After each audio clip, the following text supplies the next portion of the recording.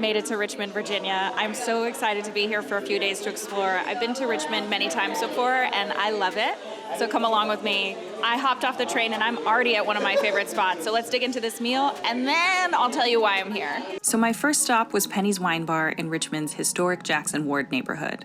And this black-owned spot is one of my Richmond faves, and I knew that it would get me right. The wine is fab, the food menu changes often, but always impresses me, and I love the vibe. It's a really welcoming space. I always say I want you to leave your problems at the door.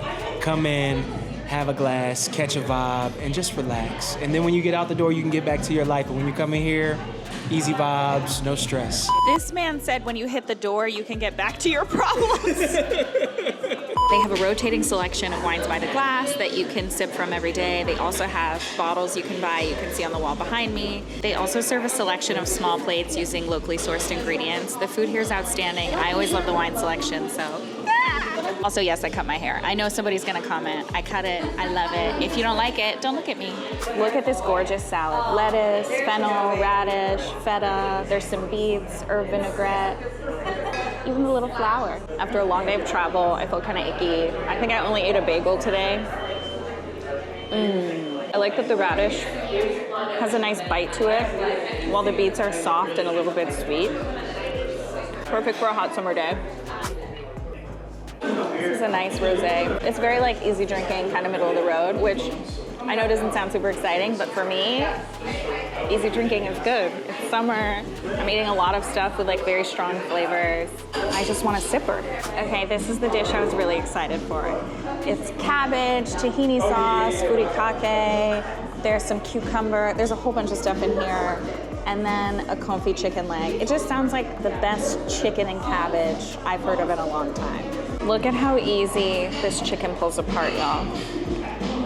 But I gotta get a bite that has everything. That has the cabbage, and has the sauce, and has rice, and furikake, and a little cucumber, and a little chicken.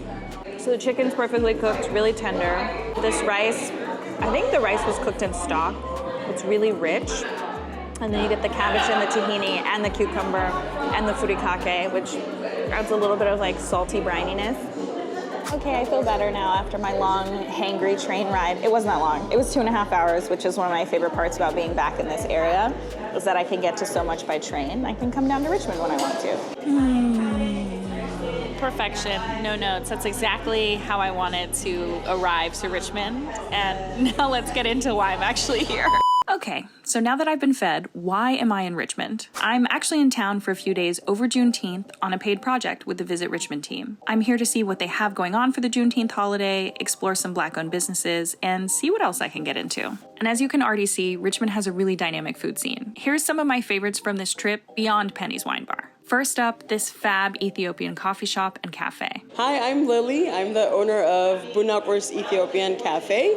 Bunakurs is an authentic Ethiopian coffee shop that serves Ethiopian food, breakfast, lunch, coffees, and pastries. I was born and raised in Ethiopia. I grew up in Ethiopia, but I've been in Richmond for the last 10 plus years, going on 14 or 15 if I'm not mistaken. So currently, Richmond is my home, but my root is in Ethiopia. So the concept behind Bunakurs was to bring a little bit of my roots to my current home, which I believe we're doing that through whether it be the food, the drinks, but another thing that kind of makes us stand out is if you've ever had the Ethiopian traditional coffee ceremony, you'll understand the meaning of coffee. I'm trying to get out of that mindset of using coffee as a wake me up, let me grab it and go in the morning. Yes, we do serve that in the morning when we have our usuals, our regulars that come in and grab their coffee and go, but more to that, for Ethiopia, coffee is about hospitality, coffee is about togetherness, it's a show of respect. So to honor that, we also bi-weekly at Bunakurs, we do the Ethiopian traditional coffee ceremony. What that entails is, if you don't know, we wash the coffee in front of you, we roast it, grind it in front of you, and then we brew it in a clay pot that's called jabana.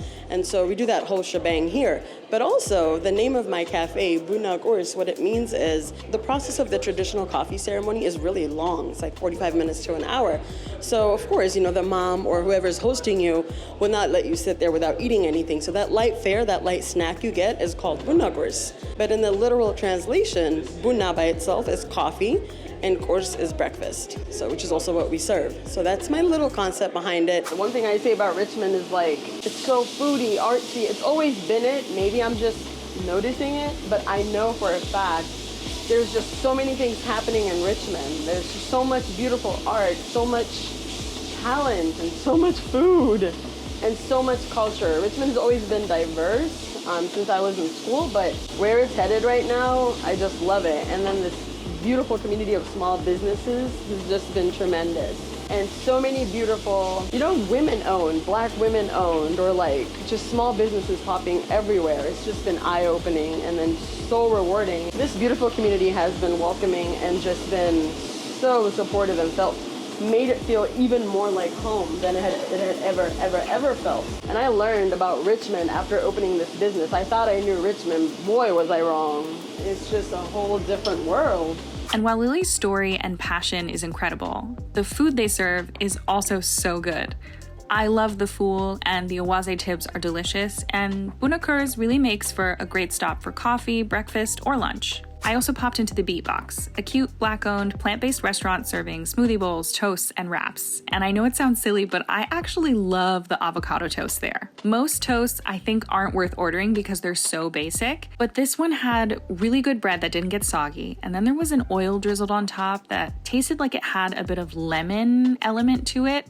With salt, it was actually perfect. I also had a great lunch at Pinky's, which really surprised me with another dish that's simple but stood out. I got a salad there. It was a lemon and pistachio salad, and I added grilled octopus, and I'm still thinking about it. It was delicious. And the seared tuna appetizer, 10 out of 10. No notes. Another option for lunch that I really enjoyed was buttermilk and honey. This spot is also Black-owned, and you order at a kiosk and grab a seat for yourself. They serve crispy, saucy fried chicken sandwiches and sides like greens and mac and cheese. This is a solid quick lunch stop. And then for dinner, I tried out the Roosevelt, and it was everything, so let me just show you. So this neighborhood restaurant bills itself as offering an untraditional take on Southern food with great cocktails and beer and wine, and as just a hip, fun neighborhood restaurant here in Richmond in the Churchill neighborhood to come and explore.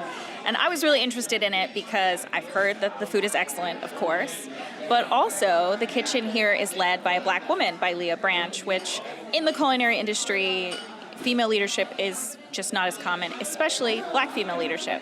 So I am here to try some of their staple dishes, and your girl's hungry. I had to get the cornbread because my server said this is one of their staple dishes. It's always on the menu. It's one of the most popular items. And who doesn't love cornbread? Okay, moment of truth for my cornbread. That's good. It's very light, very fluffy, very light. It's warm. A little hint of sweetness with this soft whipped butter. Oh yeah. Also, I love that they offer mocktails. I have an early for me, workout scheduled tomorrow morning, so I'm not drinking tonight. This is the case use with Lyre's Italian orange, lemon, blood orange, sugar. It's supposed to be light, bright, and bubbly and tart. Oh, that's nice. So I am here working with the Visit Richmond team, and I guess they told the chef I was coming because they brought some treats. I already dug into these, so they're not as pretty as when they came out, but these are fried green beans, or fried long beans, I think she called them. Hold on, let me look. Fried Chinese long beans with slow-cooked green garlic, whipped beets, and pickled avocado. I already had a bite. They're fabulous. Crunchy, garlicky. They also brought out their grilled baby squash, which has a Jimmy Nardello sauce, which is a pepper sauce, blackened peanuts. Looks phenomenal. Baby. Let me try some more of these green beans. Oh, I love the beet sauce and the crunch. Wow, that's amazing. This is everything I need in my life. Okay, I'm actually really excited about this little one, this little gift from the kitchen. This is a dish that I was thinking about ordering, and I was like, oh, you're gonna have too much food. I'm still gonna have too much food, I'll just take it home. This is, you get the charred flavor, this creamy sauce, a little bit of sweetness in the sauce too, I think from the peppers. It tastes like summer. Honestly, I could just eat the sauce from the squash with the peanuts for the rest of the night. Crunchy, creamy, salty, spicy, a little bit of sweet from the peppers. Wow. This is the catfish. My server said it's the most popular dish on the menu. Butter rice, tomato gravy, fried catfish, pickled veg, urfa gloss. I cannot describe how good this looks to you, so let's just take a bite. Oh, I don't have any additional fries. The catfish is crispy. Oh, yeah. I think this is the best fried catfish I've ever had. And when I tell you I've eaten a lot of fried catfish in my life, the crunch is immaculate. The buttery rice goes so well with the acid from the tomato gravy. Wow. Another gift from the kitchen. These are salted garnet yams with white bean tahini, red bean curry, some farro. And I'm so full, but the food has been so good that I keep finding space, making space. We don't make some more space. I'm very curious about this dish because my expectation is that the sweetness of the yam combined with the curry and then the tahini is gonna be like a sweet and savory salty combo. So let's see. Definitely sweet, savory, salty, very creamy. This is a fabulous vegetarian main. It's a complex, well-balanced dish. And it's nice to see sweet potatoes be a star rather than just used as a side or in fries or in desserts. I'm into it.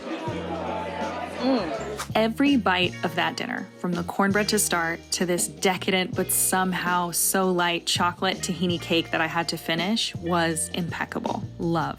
But I swear, I did things in Richmond besides eat. I took a spin class at Our Cycle, a Black-owned cycling studio that I love, and I've taken classes there before. Their music is always so good, and I was glad I could fit in a class because I'm committed to trying to take better care of myself even when I'm on the road a lot for work. And I visited the Valentine Museum, where they have an exhibit in Edward Valentine's studio, a sculptor who was also the first president of the museum, and the exhibit explores Valentine's role in perpetuating the lost cause myth. The museum defines the lost cause as a campaign to convince the public that A, the Civil War was fought to protect Southern states' rights, not the institution of slavery, B, that slavery was a beneficial social structure for both enslavers and the enslaved, and C, that the South's role in the Civil War was not a treasonous act against the United States. And the exhibit traces how this fiction became an accepted truth to some through efforts focused on education, the use of violence, religion, money in politics, and media. It was highly educational, and I really recommend a visit if you're in Richmond. I also popped into the Elegba Folklore Society, a nonprofit focused on education through cultural arts connected to the African diaspora. So the center does have gifts for sale, and they also offer cultural history tours. Now, I didn't get to take a tour this trip because the timing didn't work out, but I know I need to go back for one just based on my conversation with the team at Elegba. From the 1600s, where the impact of our footsteps, the impression is still in the dirt, where our hands have touched some of everything that makes Richmond what it is. And then when you look at Mama J's, you spoke about Mama J's, the foodways traditions, and I see so many people who don't look like us in the line outside of Mama J's because they know the history of those foodways traditions that have come with us. And then for my next stop, well, this one is for all the folks who asked me about my jewelry. I had to pop into Sun and Celine, another longtime favorite of mine in Richmond. This Black women-owned jewelry company designs and handcrafts absolutely gorgeous, fine, and demi-fine jewelry. They can also do custom work and are starting to offer permanent jewelry as well. I love, love, love their pieces, and I may have splurged on some for myself, RIP my wallet. And then finally, I took the Richmond Art and Secret Garden Tour through local bike tour company Basket and Bike. I learned so much about Richmond on this tour, starting in the Jackson Ward neighborhood, which was once nicknamed the Harlem of the South and was a thriving hub for Black culture and business until the neighborhood was negatively impacted by highway development and federal policy and redlining. This tour delves into Richmond's often complex and painful history and was so thorough, well-researched, and thoughtful. And this particular bike tour I took is also a partnership with Quirk Hotel, where the tour starts from and where I stayed. The tour ends with a voucher for free coffee, tea, wine, or beer at Quirk, and after staying there for a few days, I have to say I really like this cute, quirky hotel in what used to be an early 1900s department store. The design is gorgeous, the rooms are really large, the coffee bar in the lobby is very convenient, and there's a complimentary glass of bubbly upon check-in. I will definitely stay here again when I'm in Richmond. And that's all I have from this trip. Thank you so much for watching. I will share links to all the places I mentioned and a few more Richmond recommendations in the caption. And don't forget to follow along for more explorations of Black food, travel, and beyond.